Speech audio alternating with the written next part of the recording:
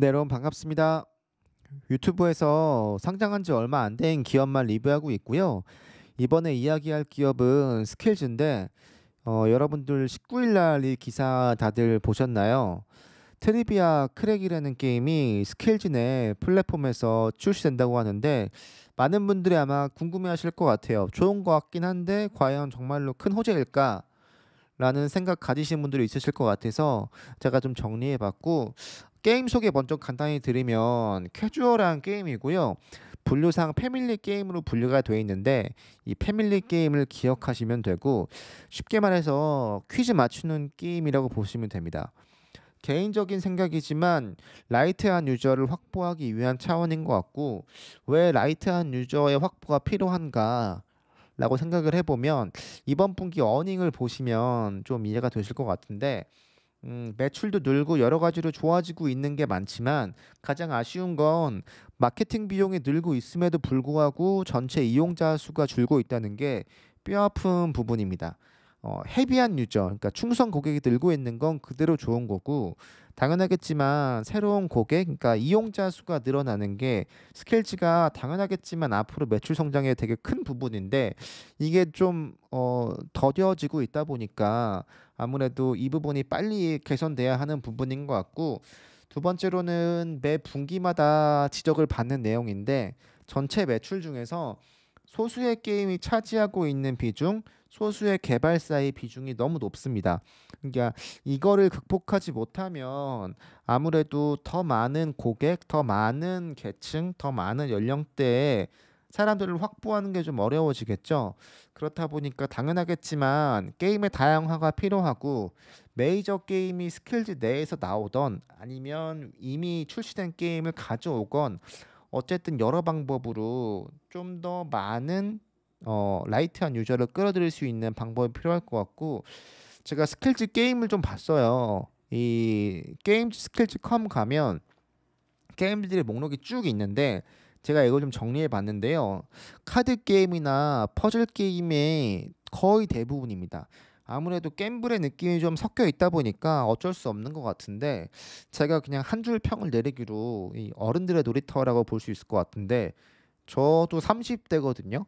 근데 카드 게임을 이렇게 많이 하지 않습니다. 할 기회도 많이 없고, 뭐 하면 뭐 많이 하는 그냥 온라인 게임을 하겠지, 이 카드 게임이나 퍼즐 게임을 그렇게 많이 하지 않는데, 현재 스킬즈 게임 목록으로 보면 거의 대부분 카지노에서 할 법한 그런 게임들이 많고, 보시다시피 패밀리 게임이 섞여 있지 않습니다.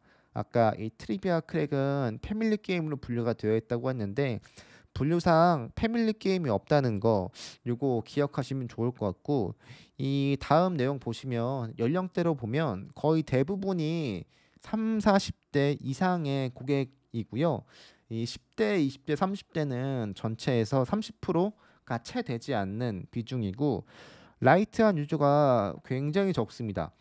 헤비한 유저는 꽤 많고, 그러니까 돈을 써주는 고객들은 더 많이 쓰고 있지만 어쨌든 되게 작은 돈을 쓰는 라이트한 유저가 많지 않다는 게 현재 스케일즈의 문제 아닌 문제고, 스케일즈의 상위 게임 랭크인데요.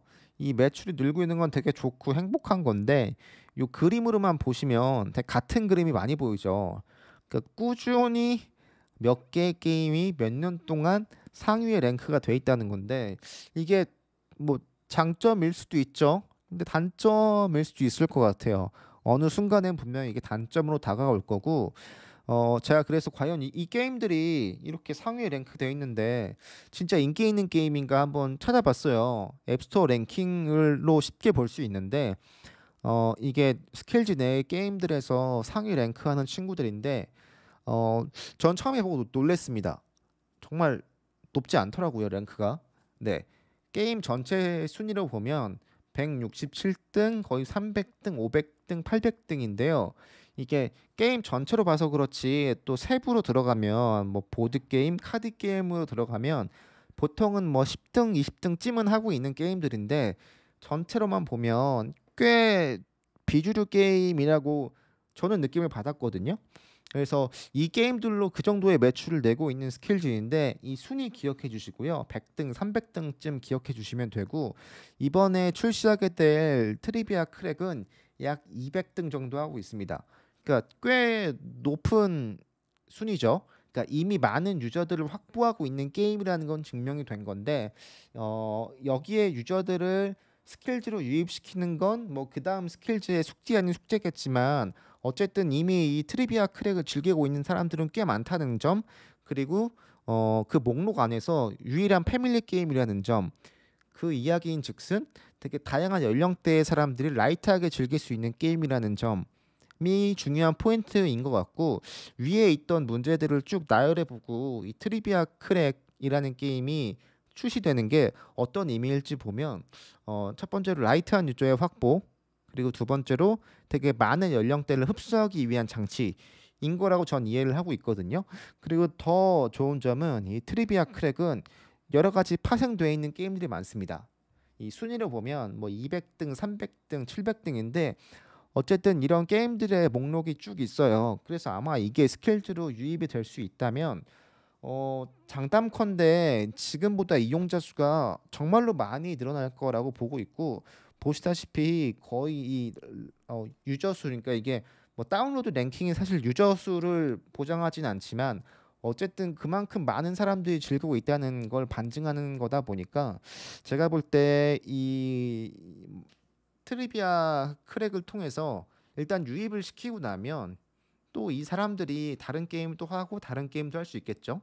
그래서 요 구조를 아마 완성하려는 게 아닐까라는 건 제 생각이고, 네, 다양한 게임의 출시는 당연하겠지만 신규 사용자 확보를 위해서 그런 거고, 이미 많은 사용자 수를 확보하고 있는 게임을 가져옴으로 인해서 마케팅 비용이 줄 거고, 말씀드린 바와 같이 이 구조, 그러니까 다른 게임을 즐길 수 있는 스킬즈 내에서 이 구조를 완성시키는데 노력하지 않을까 싶고요.